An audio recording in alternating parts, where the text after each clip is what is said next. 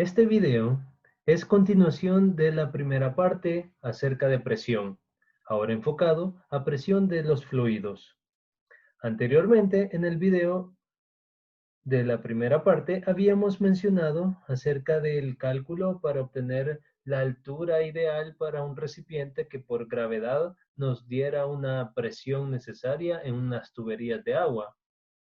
Ok, pero en ese momento no se mencionó la forma o el tamaño del tanque de almacenamiento del agua. Tampoco se dio información acerca de la trayectoria que sigue el agua o el tamaño de las tuberías que conectan el tanque con la toma de la casa. Debemos suponer entonces que nuestra respuesta es correcta cuando se fundamenta tan solo en la diferencia de niveles del agua. ¿Será que no tienen algún efecto la forma o el área del depósito sobre la presión del líquido? Para responder estas preguntas, vamos a retomar algunas de las características que tienen los fluidos. Mi nombre es Gilmar Azahar y será un gusto compartir este tema con ustedes. Considere una serie de recipientes que se comunican entre sí y que tienen diferentes áreas y formas, como se muestra en la figura. Parecería a primera vista que el mayor volumen contenido en el recipiente A ejercería mayor presión en el fondo que el recipiente D. El efecto de tal diferencia de presión forzaría al líquido a elevarse más en el recipiente D. Sin embargo, si se llenan los recipientes con líquido, se demuestra que los niveles de agua o de fluido serán iguales en todos los recipientes. El agua siempre buscará su propio nivel, lo cual indica que la presión es independiente del área o de la forma del recipiente. Parte del problema de entender esta paradoja proviene de la confusión de los términos presión y fuerza total. Como la presión se mide en términos de la unidad de área, no consideramos el área total cuando se resuelven problemas que incluyen a la presión. Por ejemplo, en el recipiente A, el área del líquido en el fondo del recipiente es mucho mayor que el área del fondo del recipiente D. Esto significa que el líquido en el recipiente A ejercerá una fuerza total mayor en el fondo que el líquido del recipiente D, pero la fuerza más grande se aplica sobre una área mayor, por lo cual la presión es la misma en ambos recipientes. Si el fondo de los recipientes B, C y D tuvieran la misma área, podríamos decir que las fuerzas totales también son iguales en el fondo de estos recipientes mencionados. Se puede preguntar por qué las fuerzas totales pueden ser iguales cuando los recipientes B y C contienen un mayor volumen de agua. El agua adicional, en cada caso, se apoya mediante componentes verticales de las fuerzas ejercidas por las paredes del recipiente sobre el fluido. Cuando las paredes del recipiente son verticales, las fuerzas que actúan sobre los lados no tienen componentes hacia arriba. Por lo tanto, la fuerza total al fondo de un recipiente es igual al peso de una columna recta de agua sobre el área de la base. Por lo tanto, en la figura que tenemos en la imagen, la presión en el fondo de cada recipiente solo es función de la profundidad del líquido y es la misma en todas las direcciones. Puesto que el área en el fondo es la misma en ambos recipientes, la fuerza total ejercida sobre el fondo de cada uno de ellos es también igual. La mejor forma de entender este concepto es aplicándolo con un ejemplo, citando este enunciado que dice: suponga que los recipientes de la figura se llenan con gasolina hasta que el nivel del fluido es de 20 centímetros por arriba de la base de cada recipiente. Las áreas de las bases de los recipientes A y B son de 20 centímetros cuadrados y de 10 centímetros cuadrados respectivamente. Compare la presión y la fuerza total sobre la base de cada recipiente. Nuevamente, Como recordatorio tenemos la tabla de densidades de algunas sustancias, en este caso la de la gasolina, que será de 680 kilogramos sobre metro cúbico. Para eso continuamos acá. La presión es la misma en la base para cualquier contenedor y está dada por ρ multiplicando gravedad multiplicando la altura, siendo ρ la densidad. Y la fuerza total se define como el producto de la presión por el área. Por lo tanto, presentamos la solución. La presión va a ser igual a la densidad del fluido, en este caso gasolina, multiplicando la gravedad por la altura denotada en metros. Teníamos 20 centímetros, lo pasamos a metros, siendo 0.20. Eliminamos unidades y nos va a quedar como respuesta pascales. 1333 pascales. Si lo pasamos a kilopascales, sería de dividirlo entre 1000 y obtenemos 1.3 kilopascales. Para no dejar ninguna duda con respecto a las unidades, recordando que un pascal es igual a newton sobre metro cuadrado y el newton es igual a kilogramos por metro sobre segundo al cuadrado, ahí tenemos dos de esas unidades.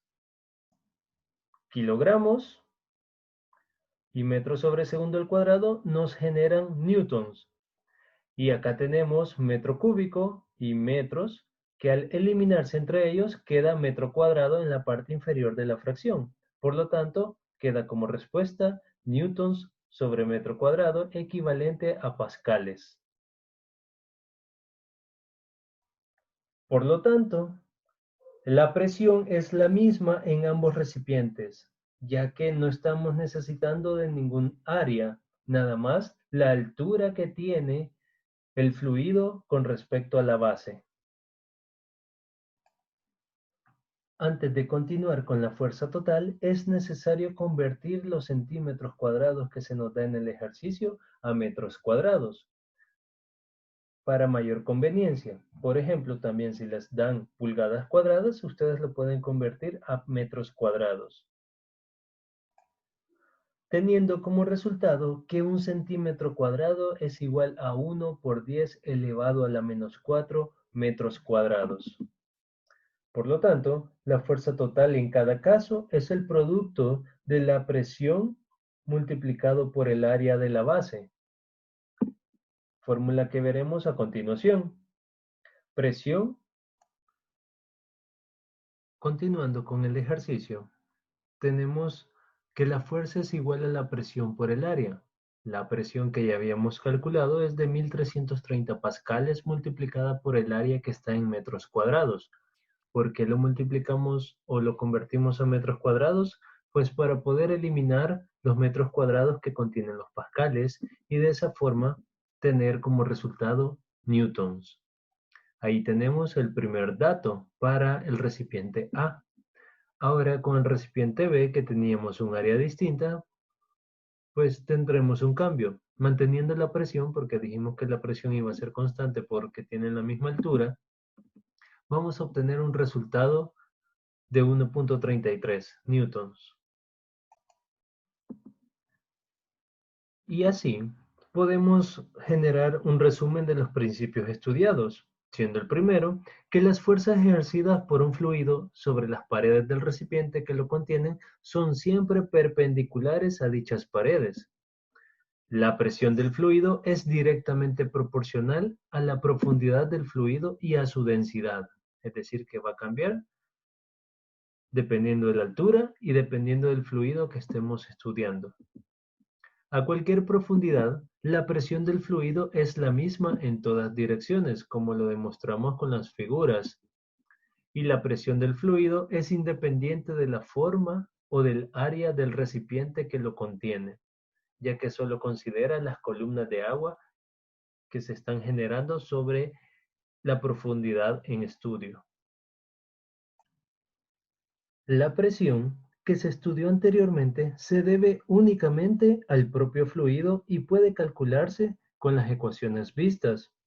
Desafortunadamente, este caso no es el más frecuente, ya que cualquier líquido en un recipiente abierto, por ejemplo, está sujeto a la presión atmosférica, además de la presión debida a su propio peso. Puesto que el líquido es relativamente incompresible, la presión externa de la atmósfera se transmite por igual a través del volumen del líquido. El primero en enunciar este hecho fue el matemático Blaise Pascal y se conoce como la ley de Pascal. En general, se enuncia como sigue a continuación. Una presión externa aplicada a un fluido confinado se transmite uniformemente a través del volumen del líquido. En la imagen podemos observar todas las capas que están rodeando el planeta Tierra, tema que comprenderán un poquito más a continuación. La mayoría de los dispositivos que permiten medir la presión directamente miden en realidad la diferencia entre la presión absoluta y la presión atmosférica. El resultado obtenido se conoce como la presión manométrica, que lo estamos ejemplificando en las ecuaciones en la parte inferior. Una es presión absoluta es igual a presión manométrica más presión atmosférica. Y la otra es presión manométrica es igual a presión absoluta menos presión atmosférica. Y algunos de los ejemplos de los dispositivos del cual se habla están en la pantalla, algunos digitales y otros análogos. La presión atmosférica al nivel del mar es de 101.3 kilopascales o su equivalente en unidades del sistema inglés a 14.7 libras sobre pulgada cuadrada.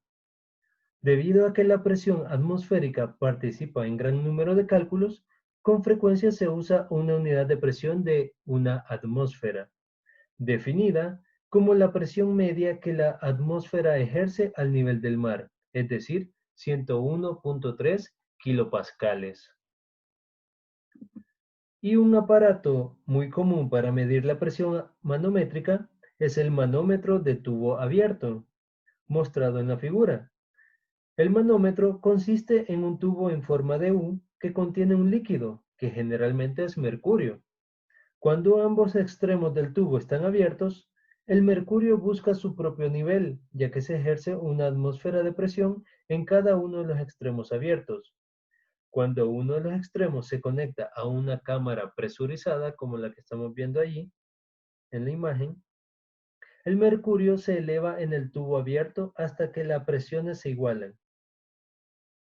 La diferencia entre los dos niveles de mercurio es una medida de la presión manométrica. La diferencia entre la presión absoluta en la cámara y la presión atmosférica en el extremo abierto es lo que llamamos presión manométrica.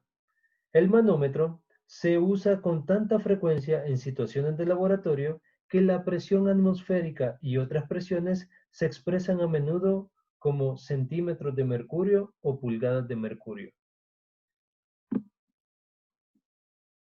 Bueno, esto es todo por esta ocasión.